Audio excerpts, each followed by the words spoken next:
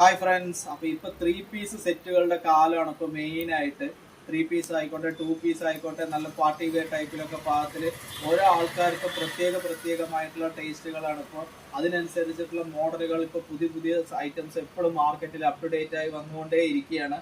അപ്പോൾ ഓരോരുത്തരുടെ ടേസ്റ്റിനനുസരിച്ചിട്ടും ഇപ്പോൾ ഓരോ കടക്കാരും സെറ്റ് ചെയ്യേണ്ട അവസ്ഥയിലാണ്.